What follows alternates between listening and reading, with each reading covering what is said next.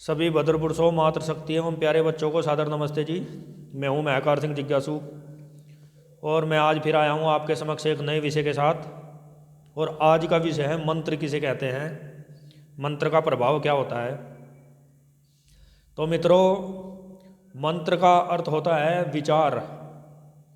जो हमारे ऋषि मुनियों के जो समाधि की अवस्था में बैठ करके जो उन्होंने ज्ञान प्राप्त किया और उसको उन्होंने श्लोकों के माध्यम से, मंत्रों के माध्यम से लिपिबद्ध किया समस्त संसार के कल्याण के लिए। उन ऋषि मुनियों के विचार ही मंत्र हैं जो मानव मात्र के कल्याण के लिए जिन्हें संरक्षित किया गया, जिनकी रचना की गई, जिनको लिपिबद्ध किया गया। आपने देखा भी होगा कि जहाँ पर शुद्ध हिंदी में विचार विमर्श करने के लिए जो कॉन्फ्रेंस हॉल जिसको हम बोलते हैं, उसके समक्ष लिखा रहता है मंत्रणा कक्ष। मंत्रणा अर्थात विचार विमर्श करने का स्थान। तो मंत्र क्या है? मंत्र ऋषि मुनियों द्वारा दिए गए वचन हैं जो मानव मात्र के कल्याण के लिए उन्होंने संसार को दिए। मंत्र 3 प्रकार के होते हैं। एक वैदिक मंत्र होते हैं, दूसरे पौराणिक मंत्र या तांत्रिक मंत्र भी होते हैं, और तीसरे होते हैं सावर मंत्र। सावर मंत्रों की रचना सबसे अधिक महायोगी गुरु गोरखनाथ जी ने की। कहते हैं कि उनके जो मंत्र, उनके द्वारा जिन मंत्रों की रचना की गई वह स्वतः ही सिद्ध है और वह पूर्ण रूप से कार्य करते हैं। मंत्र के सिद्धि से क्या अर्थ है? मंत्र को सिद्ध किस प्रकार किया जाता है?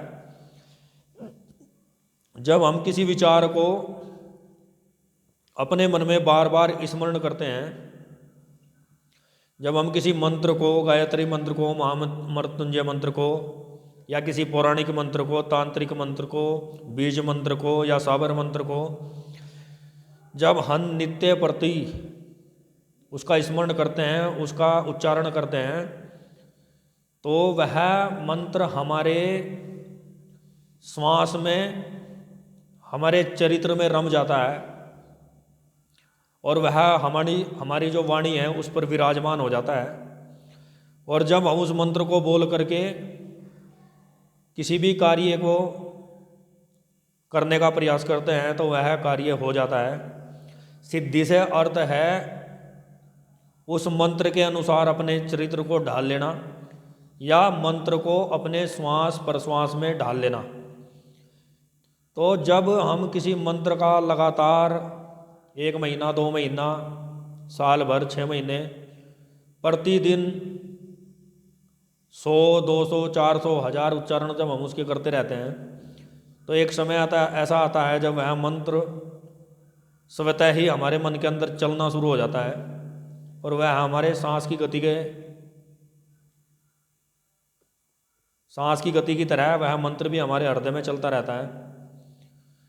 तो सिद्ध का मतलब, सिद्ध का अर्थ यही है स्थापित कर लेना उस मंत्र को अपने मन में, हृदय में धारण कर लेना ही, उस विचार को, उस मंत्र को अपने हृदय में धारण कर लेना ही मंत्र की सिद्धि कहलाता है। और जब एक व्यक्ति सुबह शाम 24 घंटे एक ही बात का, एक ही विचार का स्मरण उच्चारण करता रहता है तो वह उसकी वाणी पर विराजमान हो जाता है और वह जब कोई कार्य करता है उस मंत्र को पढ़ करके तो वह सिद्ध होता है।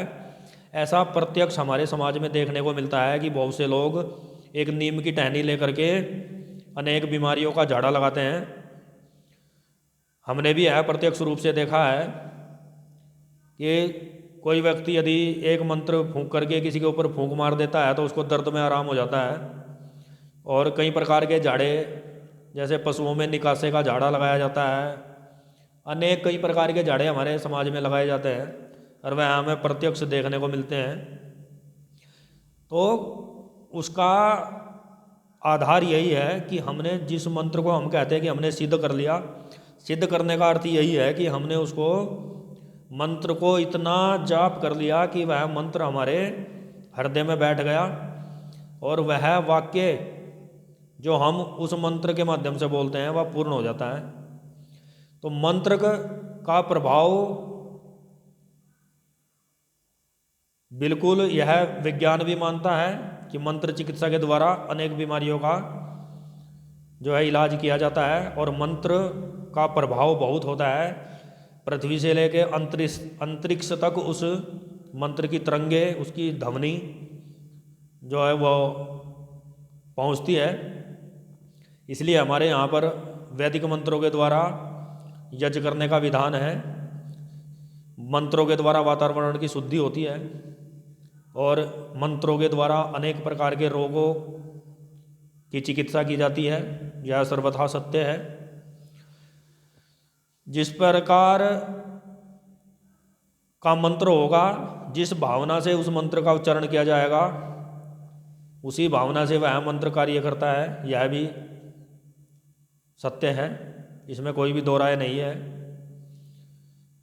तो मंत्र समाज के, संसार के, मनुष्य मात्र के कल्याण के लिए होते हैं, न कि किसी का अनिष्ट करने के लिए या किसी का नुकसान करने के लिए। हमारे ऋषि मुनियों ने हमें जो विचार दिए हैं वह हमारी सकारात्मक ऊर्जा को बढ़ाने के लिए, समाज के कल्याण के लिए दिए हैं। इसलिए मंत्रों का प्रयोग सदैव समाज के कल्याण के लिए तथा परोपकार के लिए किया जाए तो वह अति उत्तम है। तो मंत्र के विषय में मैंने आपके समक्ष ये विचार रखे। यदि आपको मेरे विचार अच्छे लगे हों, मेरे विचार से आप सहमत हों, तो मेरी वीडियो को लाइक करें, कमेंट करें, शेयर करें और मेरे चैनल महकार सिंह जिज्ञासु को सब्सक्राइब करें। आगे भी इसी प्रकार मैं आपके समक्ष ज्ञानवर्धक वीडियो लेकर के आता रहूँगा। तब तक के लिए सभी को सादर नमस्ते जी।